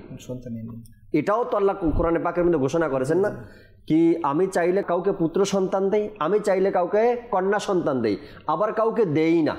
এটাও আল্লাহ তাআলার ইচ্ছা। কাউকে সন্তান দিয়ে পরীক্ষা করি, কাউকে না দিয়ে পরীক্ষা, আবার দিয়ে নিয়ে পরীক্ষা। আল্লাহ তাআলা যেভাবে যাকে যে বান্দাকে পরীক্ষা করেন, তো প্রত্যেকটা ক্ষেত্রেই আল্লাহ তাবারক ওয়া তাআলার এই পরীক্ষার উপরে, এই সিদ্ধান্তের উপরে আমাদের রাজি খুশি থাকা উচিত এবং ধৈর্য ধারণ করা উচিত। জি মুতালিব ভাই। ধৈর্যের যে বিষয়টা আছে, আসলে বুজুর্গানে দিন যারা রয়েছেন, এই যে বিষয় যে সন্তান ইন্তিকাল করলো, আমরা যে ফুজাইল বিন আয়াজ রহমাতুল্লাহ আলাইহি, অনেক বড় বুজুর্গ, অনেক বড় প্রসিদ্ধ, লোকেরা বলেন যে আমরা তাকে কখনো হাসতে দেখিনি। তো হঠাৎ তিনি হাসছেন। তো কোন দিন তিনি হাসছেন? যেদিন তার সন্তান ইন্তিকাল করলো। তো বললেন যে আপনাকে কখনো হাসতে দেখিনি, কোনোদিন আপনি হাসেন না, আর আজ তো মানুষ কান্না করবে সন্তান মারা গেছে, কিন্তু আজকে আপনি হাসছেন। তো বললেন যে আমার রব আমার সন্তান নিয়ে সন্তুষ্ট, খুশি, তো আমি কেন অসন্তুষ্ট হব? তো আমিও খুশি তার খুশিতে, সন্তুষ্টিতে। তো উলামায়ে কেরাম এবং বুজুর্গানে দিন যারা আছেন তাদের জীবনের মধ্যে পাওয়া যায়। আমরা যদি জাবের রাদিয়াল্লাহু তাআলা আনহুর পরিবারের ঘটনা দেখি, যে হুজুর সাল্লাল্লাহু আলাইহি ওয়াসাল্লামকে দাওয়াত করেছেন আসবেন, আর এদিকে তার 2 সন্তান একে একে শহীদ হয়ে গেছে, মারা গেছে। একজন তো মানে দেখানোর জন্য যে জবাই কিভাবে করতে হয়, তো আরেকজন পালাতে গিয়ে, নিজেকে বাঁচাতে গিয়ে সেও ছাদ থেকে পড়ে মারা গিয়েছে। আর এদিকে তার সম্মানিতা স্ত্রী কিরকম ছিলেন, যে হুজুর সাল্লাল্লাহু আলাইহি ওয়াসাল্লাম আসবে দাওয়াত খাওয়ার জন্য। এখন আমি যদি এই বিষয়গুলো নিয়ে ব্যস্ত হয়ে যাই, যে আমার সন্তান মারা গেছে, আমি এখন কান্নাকাটি করি, তাহলে যে 2 জাহানের বাদশাহ হুজুরে নূর সাল্লাল্লাহু আলাইহি ওয়াসাল্লাম আমার ঘরে তাশরিফ নিয়ে আসবেন দাওয়াত খাওয়ার জন্য মেহমানদের, তো সেই বিষয়টা তো আর হবে না। আমার নবী যে আমার ঘরে আসতেছেন, তবে সেই আনন্দটাই তো মাটি হয়ে যাবে। তো ধৈর্য ধারণ করে মেহমানদারির ব্যবস্থা করলেন, সবকিছু করলেন। অতঃপর যখন হুজুর সাল্লাল্লাহু আলাইহি ওয়াসাল্লাম এলেন এবং বললেন যে তোমাদের সন্তান কোথায়? বলে জাবের তোমার সন্তান কোথায়? বলে সন্তান তো, স্ত্রীকে বললেন আমার সন্তানরা কোথায়? বলেন তারা তো ঘরে নেই। বললেন, আবার গেলেন হুজুর সাল্লাল্লাহু আলাইহি ওয়াসাল্লামের কাছে, বলে তাদেরকে ডাকো, তারা না এলে পরে আমি খাবো না। যখন পরবর্তীতে খোঁজ নেন যে উভয় সন্তান মৃত, মারা গেছেন, তো আল্লাহ রাসূল সাল্লাল্লাহু আলাইহি ওয়াসাল্লাম তাদের জন্য দোয়া করলেন, তো আল্লাহ পাক তাদেরকে আবার জীবিত করে দিলেন। তো ধৈর্যের মাধ্যমে কত বড় পুরস্কার পাওয়া যায়, যে হারানো সন্তান মারা গেছে একদম বাহ্যিকভাবে, কিন্তু ধৈর্য ধারণ করার কারণে আল্লাহ তাআলা তাদেরকে আবার ফিরিয়ে দিলেন। আমরা যদি বুজুর্গানে দিনের ঘটনা দেখি, ইমাম আজম আবু হানিফা রাহমাতুল্লাহ, আসলে আপনি যদি বড় হতে চান আর সমাজে প্রতিষ্ঠিত হতে চান, তাহলে আপনাকে ধৈর্য ধারণ করতে হবে। বিলাল হাবশী রাদিয়াল্লাহু তাআলা আনহুর, এই যে এখনো মানুষ ভক্তি সহকারে মানুষ নাম নেয়, তিনি ধৈর্য যদি ধারণ না করতেন তাহলে কোথায় থাকতেন? মানে তাই হতো, কত কষ্ট তাকে দেওয়া হয়েছে। হ্যাঁ, আম্মার বিন ইয়াসির, তার পরিবারের সাথে কি রকম আচরণ করা হয়েছে, কিন্তু তাদেরকে আজ মানুষ কি করে সম্মানের সাথে, শ্রদ্ধার সাথে স্মরণ করছে। এই যে তারা ধৈর্যের মধ্যে অবিচল ছিলেন, অটল ছিলেন ধৈর্য ধারণ করে। এই জন্য আপনি মুসআব বিন উমাইর রাদিয়াল্লাহু তাআলা আনহুর জীবনী যদি আমরা দেখি, যে তিনি এত উচ্চ বংশী একজন ব্যক্তি ছিলেন এবং ধনাঢ্য পরিবারের সন্তান ছিলেন, যেদিক দিয়ে তিনি হেঁটে যেতেন বোঝা যেত যে এদিক দিয়ে কি গেছে, মুসআব বিন উমাইর হেঁটে গেছে। কিন্তু শেষ জীবন যখন হুজুর সাল্লাল্লাহু আলাইহি ওয়াসাল্লাম উহুদের ময়দানে সেখানে 70 জন সাহাবা শাহাদাত বরণ করেন। আর এদিকে হামজা রাদিয়াল্লাহু তাআলা আনহুর সাথে তাকে একসাথে কি করা হবে, দাফন করা হবে। আর হামজা রাদিয়াল্লাহু তাআলা আনহুর যে বোন ছিলেন তিনি কাফনের কাপড় নিয়ে এলেন। কাফনের কাপড় দিবে তো ভাগ করে দেওয়া হয়েছে মুসআব বিন উমাইর রাদিয়াল্লাহু তাআলা আনহু। হুজুর সাল্লাল্লাহু আলাইহি সাল্লাম দেখে কাঁদতে লাগলেন যে তার যে ছেঁড়া কাপড়, যে মুসআব বিন উমাইর রাস্তা দিয়ে হেঁটে গেলে মানুষ বুঝতে পারতো যে মুসআব বিন তিনি গিয়েছেন, তার এত শান শৌকত ছিল। আজ মুসআব বিন উমাইর, আমার এই মুসআব বিন উমাইর, তারা ধৈর্য ধারণ করেছেন, ইসলামের ত্যাগ করেছেন।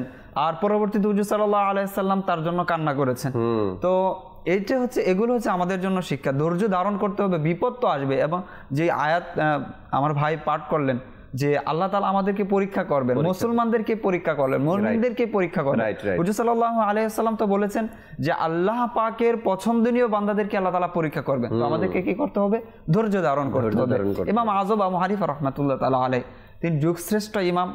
তার ফিকহি যে বিষয়টা পুরো পৃথিবীতে ছড়িয়ে গেছে। এবং তৎকালীন সময়ের যে খলিফা ছিল তাকে বললেন যে আপনাকে প্রধান বিচারক হতে হবে, প্রধান বিচারক হতে হবে। তাকে প্রস্তাব দিল, তিনি অস্বীকার করলেন যে প্রধান বিচারক আমি হতে পারবো না, কারণ বিষয়টা অনেক গুরুত্ব একটা দায়িত্ব। কোনো কারণে যদি আমার থেকে ভুল কোনো ফয়সালা হয়ে যায় আল্লাহ তাআলা তো পাকড়াও করবে। ইমাম নবী রাহমাতুল্লাহ তাআলা এই ব্যাপারে চমৎকার বলেন যে তিনি বলেন যে এই যে বিচারক, কাজী হওয়ার যে বিষয়টা, এটা হচ্ছে আদিমুল খাতার, অর্থাৎ মহাবিপদ আপনি নিজের মধ্যে নিয়ে নিলেন। আবার বলতেছেন যে ফাদলুল কাসির, আবার যদি আপনি ঠিকভাবে করতে পারেন তাহলে এটা ফজিলত অনেক আছে। কেন আছে? যে আপনি এই দায়িত্ব নেওয়া মানে হুজুর সাল্লাল্লাহু আলাইহি ওয়াসাল্লাম যে বিরাসত, উত্তরাধিকার বা ওয়ারিশ হওয়ার যে বিষয়টা, আপনি সেটা নিয়ে নিলেন নিজের মধ্যে। আবার আল্লাহ তাআলার ফয়সালা যে জারি করাটা, সেটা আপনি নিজ দায়িত্বে ফয়সালা জারি করছেন। কোনো ব্যক্তি যখন কোনো কাজীর কাছে বা মুফতির কাছে যায় তখন কিন্তু সে এই নিয়তে যায় আল্লাহ তাআলা এই ব্যাপারে কি ইরশাদ করেছেন, ফয়সালা দেন। তো তখন যে মুফতি বা কাজী সাহেব যে ফয়সালা করবেন, তখন তিনিও ফয়সালাটা করবেন আল্লাহ তাআলার পক্ষ থেকে, যে আল্লাহ তাআলা এই ফয়সালা করেছেন, শরীয়তের হুকুম মোতাবেক করেন। এবং আপনি নিজ থেকে বলছেন কার কথা? আল্লাহ তাআলার কথা। তো এটা অনেক বড় একটা বিষয়। তো তিনি ভয়ে কি করলেন যে না, আমি এই দায়িত্ব আমি নিতে পারবো না। অতঃপর তাকে কি করলেন? জেলখানায় নেওয়া হলো এবং সেখানে তার মৃত্যু হলো। তারপরও তিনি কি করলেন না? কাজীর দায়িত্ব তিনি নিলেন না, বিচারকের দায়িত্ব তিনি ধৈর্য ধারণ করেছেন যে আমার দ্বারা এটা নাও হতে পারে। আর তার জন্যই তারা আজীবন মানুষের মুখে মুখে। আমরা যদি দেখি যে মুজাদ্দিদ বলা হয়, আহমদ ইবনে হাম্বল রাহমাতুল্লাহ তাআলা আলাইহিকে মুজাদ্দিদ বলার পিছনে অন্যতম কারণ হচ্ছে তার ধৈর্য। একটা মাসআলার জন্য তাকে এত পরিমাণে কষ্ট দেওয়া হয়েছিল যে মাখলুকে কোরআন সম্পর্কে মাসালা তখন ফিতনা হয়ে গেছিল এটা, কিন্তু তিনি অবিচল ছিলেন, অটল ছিলেন নিজের মাসালার উপর এবং হকের উপর। আর এই কারণে তাকে মুজাদ্দিদ বলা হয় যে তিনি যদি ওই দিন পথভ্রষ্ট হয়ে যেতেন বা মাসালা চেঞ্জ করতেন, হাজারো মানুষের ঈমান চলে যেত। আর সেই কারণে তাকে মুজাদ্দিদ উপাধি দেওয়া হয় যে তার কারণে মানুষ হক রাস্তা পেয়েছে, সঠিক রাস্তা পেয়েছে। তো ধৈর্য ধারণ এত বড় বড় উপকার, এত বড় বড় ফজিলত নিয়েছে মানুষের সাথে। আপনি আশা করছেন অনেক বড় কিছু, আমার জীবনে অনেক বড় কিছু আমি আশা করছি। সেই অনেক বড় কিছু আশা করছেন, আপনি ছোটখাটো ধৈর্য ধারণ করবেন না, এটা তো হতে পারে না, তাই না? আপনি চাচ্ছেন যে আমি বিমান চালাবো, অথচ আপনি সাইকেল চালানো শিখতে গিয়ে হোঁচট খাবেন না, এটা তো হতে পারে না। আপনি চাচ্ছেন সমাজের মধ্যে সুনামধন্য একজন ব্যক্তি হবেন, আর আপনি প্রাইমারি স্কুলে পড়বেন না, একদিন দুই দিন টিচারের পরীক্ষার মুখোমুখি হবেন না, এক্সাম দিবেন না, লিখবেন না। তো আপনি বড় বড় কিছু করতে চাচ্ছেন, কিন্তু আপনি ছোটখাটো পরীক্ষার মধ্যে পড়বেন না, এটা তো হতে পারে না। আপনি যখন দেশের মধ্যে সুনাম অর্জন করতে চাচ্ছেন, আপনি যখন ব্যক্তি জীবনে সুনাম অর্জন করতে যাচ্ছেন, তখন আপনাকে ছোটোখাটো পরীক্ষাগুলো দিতেই হবে। যখন আপনি রবের কাছে প্রিয় বান্দা হতে চান, তখন তো এই ধৈর্যের মুখোমুখি আপনাকে হতে হবে এবং ধৈর্য ধারণ করতেই হবে। আর ধৈর্য ধারণ না করে যদি আপনি আল্লাহ তাআলার প্রিয় বান্দা হতে চান, তবে সেটাও বা কীভাবে হবেন? আর মুতালিব চমৎকার এক কথা বলছেন যে আল্লাহ তাবারক ওয়া তাআলা তার বান্দাদের থেকেই পরীক্ষা নেন। আমরা সন্তানের মুখ থেকে বাবা ডাক শোনার জন্য, যারা বাবা হয়েছে, মুতালিবে বাবা হয়েছেন, বাবা ডাক সন্তানের মুখ থেকে শোনার জন্য কতদিন অপেক্ষা করতে হয়? সন্তান 6 মাস যখন বয়স তার, তখন থেকে সন্তানের পিছনে বাবা ঘুরে এবং প্রতিদিন শতবার এই সন্তান থেকে বাবা ডাক শোনার জন্য ওই সন্তানকে বাবা বাবা বাবা বাবা বলতে থাকে, যেন একবার দুইবার করতে করতে আস্তে আস্তে যেন ধীরে ধীরে আমার সন্তান আমাকে বাবা বলা শুরু করে দেয়। আর সন্তানও বাবার পিছনে ওই ডাকের শব্দটা বারবার শুনতে থাকে, বারবার শুনতে থাকে।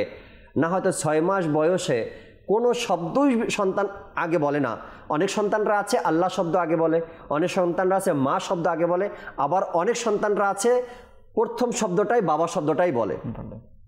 যখন আপনার সন্তান সর্বপ্রথম বাবা শব্দটা বলছে তখন আপনার কেমন তৃপ্তি লেগেছে। হয়তো আপনি সেটা মানুষকে বলেনও নাই আর বুঝাতেও পারেন নাই। আপনার সন্তান যেদিন প্রথম আপনাকে বাবা শব্দ বলছে, এটা তো বাবা সন্তানের একটা ভালোবাসা, একটা মহব্বত, যে আজ সন্তান আমাকে বাবা বলছে 6 মাস বয়সে। এই বাবার চাইতেও কত গুণ মায়া মহব্বত রব তাআলা আমাকে করেন। আর সেই আল্লাহ যখন বান্দাকে বিপদ দেন আর যখন আল্লাহকে ডাকেন ওই বান্দা রব তখন আপনার ব্যাপারে ফেরেশতাদের সামনে প্রশংসা করে। তো এই বিষয়গুলো যখন আপনি আলোচনা শুনবেন, আলোচনা করবেন, কিতাবগুলো পড়বেন, এই সম্পর্কিত আয়াতগুলো পড়বেন, হাদিসগুলো পড়বেন না, তখন রবের সাথে যে একটা ভালোবাসা, তখন আপনি বারবার বলবেন আল্লাহ এমন বিপদ আমাকে বারবার দাও আর আমি বারবার তোমার কাছে প্রিয় হতে চাই। তুমি যতবার আমাকে বিপদ দিবা ততবারই আমি তোমার প্রিয় হওয়ার চান্স পাবো, সুযোগ পাবো।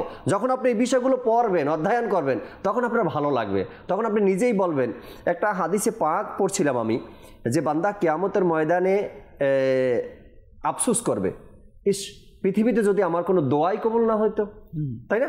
এই বিষয়টা আমি হাদিস শরীফে এভাবে আসছে যে যখন সবরকারীদের প্রতিদান দেওয়া হবে হাসরের ময়দানে, তো বাকিরা এই প্রতিদান দেখে ঈর্ষা করবে, জি জি, এবং তারাও তামান্না করবে যদি দুনিয়ায় আমার চামড়া উঠিয়ে ফেলা হতো বা বড় বড় শাস্তিও আমার উপর বিপদ আপদ আসতো, যদি আমি ধৈর্য ধরতাম তাহলে এই প্রতিদান আমি পেতাম। আবার অনেকে আফসোস করবে আমাকে আরেকবার পৃথিবীতে পাঠানো হোক, আল্লাহ আমাকে অনেক বেশি তুমি পরীক্ষা নাও, আমি প্রত্যেকটা পরীক্ষায় ধৈর্য ধারণ করবো এবং এই আখিরাতের ময়দানে আমি প্রতিদান পাবো, এরকমের আফসোসও অনেকে করবে। তো ওই সময় তো আর ফেরত আসাও যাবে না এবং আপনার সেই অনুরোধও শোনা হবে না, আর অ্যাকসেপ্টও হবে না, আর আপনি ফিরে আসতেও পারবেন না, সেই ধৈর্যের মুখোমুখি আপনি আর হতে পারবেন না।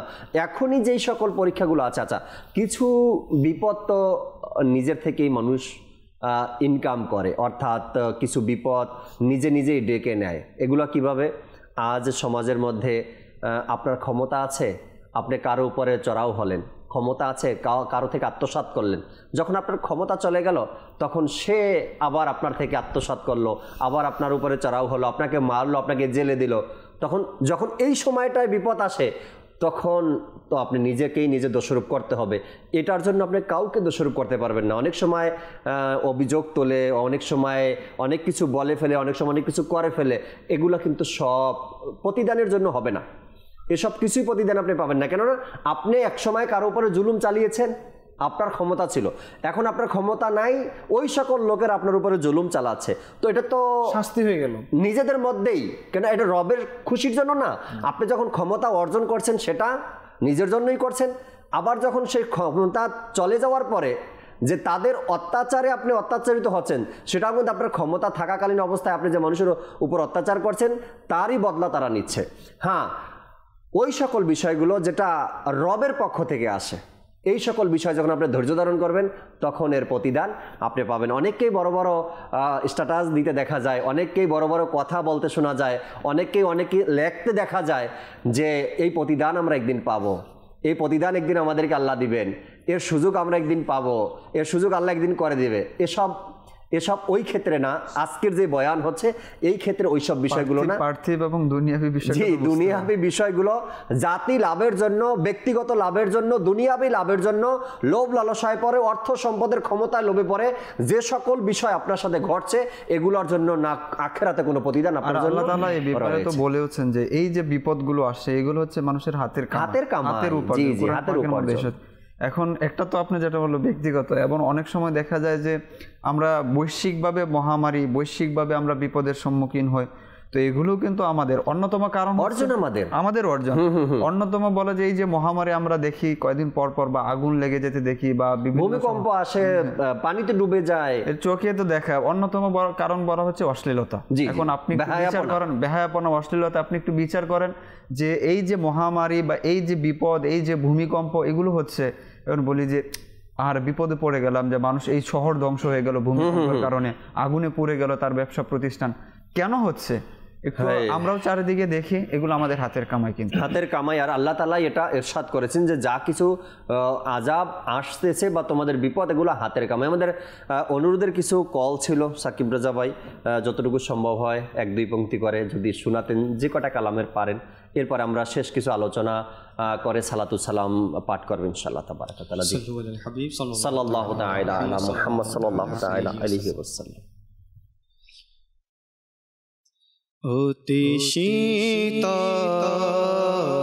হাওয়া মদিনারি সুরভিত মদিনারি, অতি শীতল হাওয়া মদিনারি সুরভিত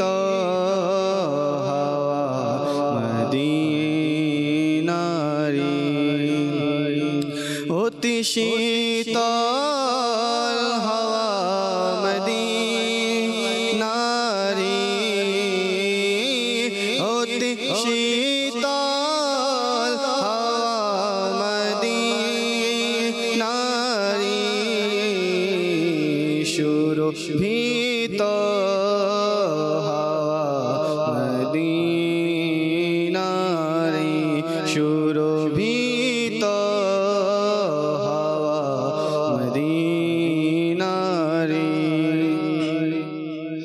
মনে ইচ্ছা খোদা মদিনারি, মনে ইচ্ছা খোদা মদিনারি, দেখাও গলি গলি মদিনারি, দেখাও গলি গলি মদিনারি, প্রিয় নবীর কোকিলামি মদিনা আমার বাগান, তারি দেনে মগ্ন থাকি করি তারি গুণগান, প্রিয় নবীর কোকিলামি মদিনা আমার বাগান, তারি দেনে মগ্ন থাকি করি তারি গুণগান। আল্লাহ আল্লাহ আল্লাহ আল্লাহ আল্লাহ আল্লাহ আল্লাহ আল্লাহ আল্লাহ আল্লাহ আল্লাহ আল্লাহ আল্লাহ। সেই বাগানে দিনে রাতে আসে কত ফেরেশতা, সেই বাগানে দিনে রাতে আসে কত ফেরেশতা, সেই বাগানে শুয়ে আছে নবীদের উপদেষ্টা, সেই বাগানের জন্য আমি সেই বাগানে দিব প্রাণ, সেই বাগানের জন্য আমি সেই বাগানে দিব প্রাণ, তারি দেনে মগ্ন থাকি করি তারি গুণগান। আল্লাহ আল্লাহ আল্লাহ আল্লাহ আল্লাহ আল্লাহ আল্লাহ আল্লাহ আল্লাহ আল্লাহ আল্লাহ আল্লাহ আল্লাহ। শোনা সোনার মদিনা আমার প্রাণের মদিনা, সোনার মদিনা আমার প্রাণের মদিনা। সব ভুলিব কিন্তু তোমায় ভুলতে পারি না মদিনা, সব ভুলিব কিন্তু তোমায় ভুলতে পারি না। ভুলিনি ভুলব না ভুলতে পারি না আকা, ভুলিনি ভুলব না ভুলতে পারি না মদিনা, ভুলিনি ভুলব না ভুলতে পারি না। সব ভুলিব কিন্তু তোমায় ভুলতে পারি না মদিনা, সব ভুলিব কিন্তু তোমায় ভুলতে পারি না। তোমার বুকে আমার নবীর কদম পড়েছে মদিনা, তোমার বুকে আমার নবীর কদম পড়েছে। তোমার বুকে জিবরিল সদা এসেছে, তোমার বুকে আমার নবীর কদম পড়েছে।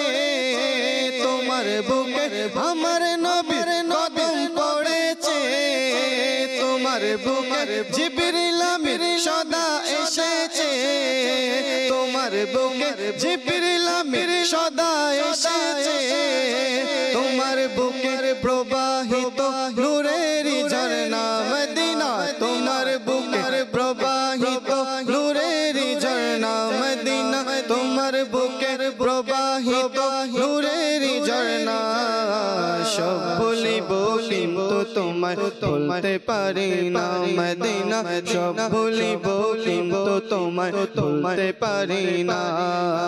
ভুলিনি ভুলব না ভুলতে পারি না মদিনা, ভুলিনি ভুলব না ভুলতে পারি না।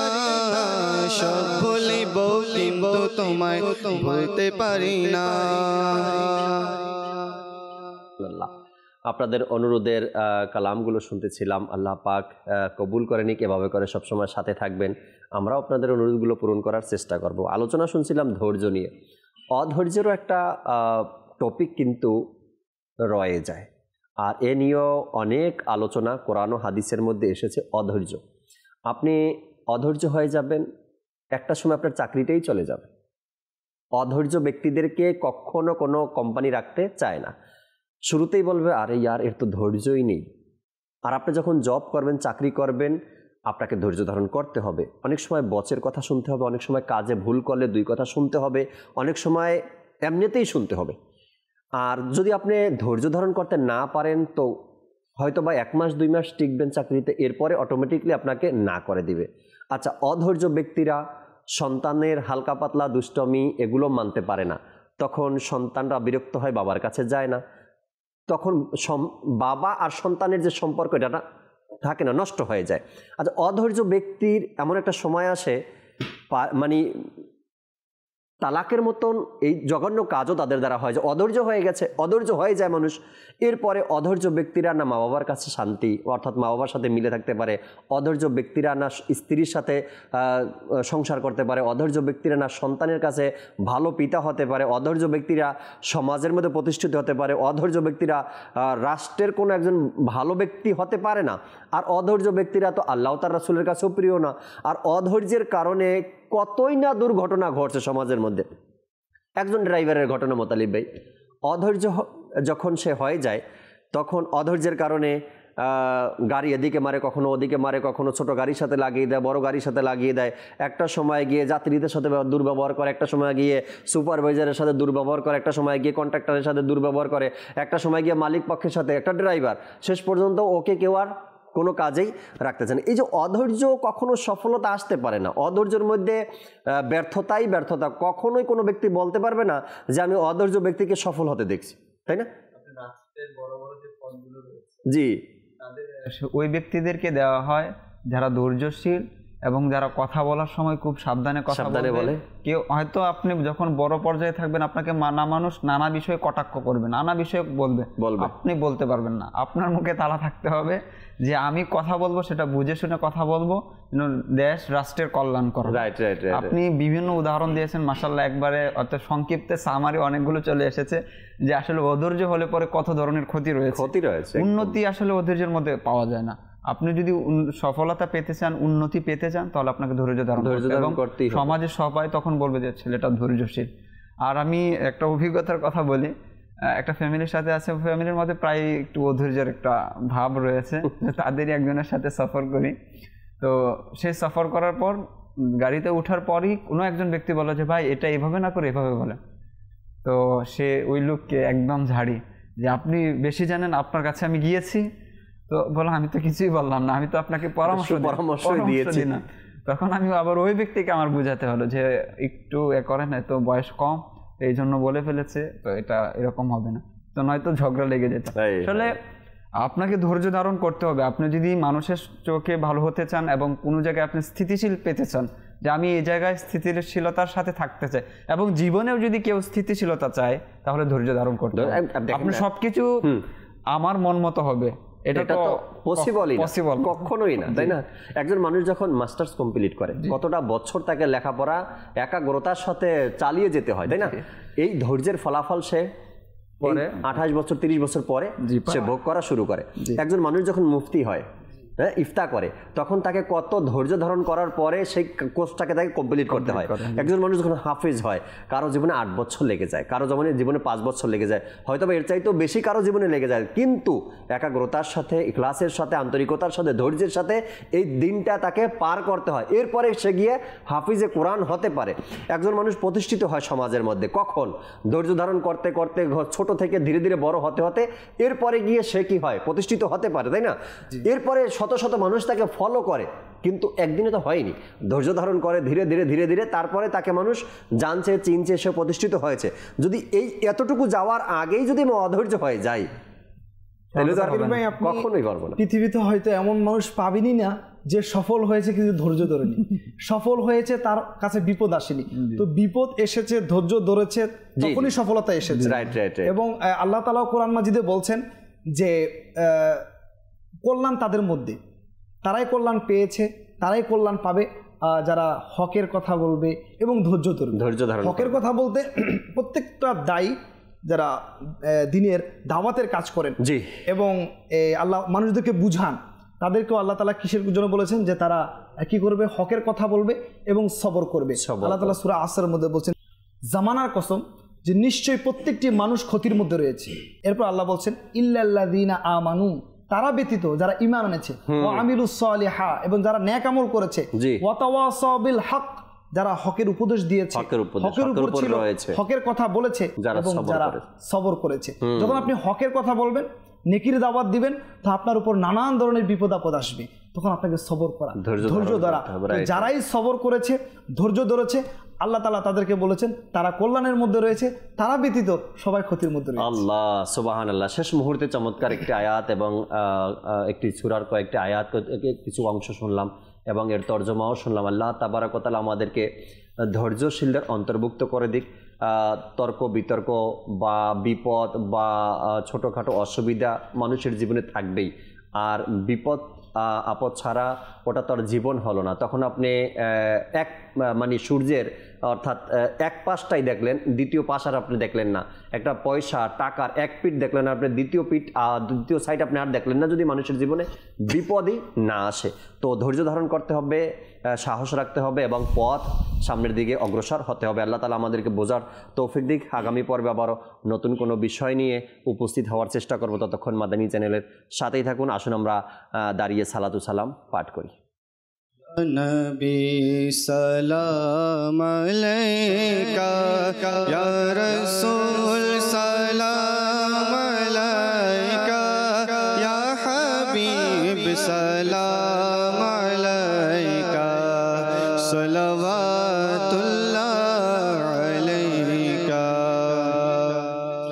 খায়রুল বশর তোমায় লাখো সালাম, লাখো দুরুদ লাখো সালাম, খায়রুল বশর তোমায় লাখো সালাম, লাখো দুরুদ লাখো সালাম।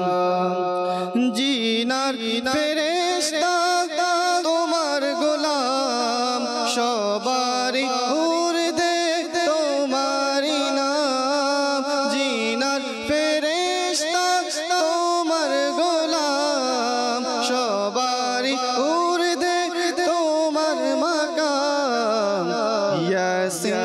তোহা তোমারি যে নাম ইয়াসিন আর তোহা তোমারি নাম খৈরুল বশর তোমায় লাখো সালাম খৈরুল বশর তোমায় লাখো সালাম লাখো দুরূদ লাখো সালাম খৈরুল বশর তোমায় লাখো সালাম লাখো দুরূদ লাখো সালাম।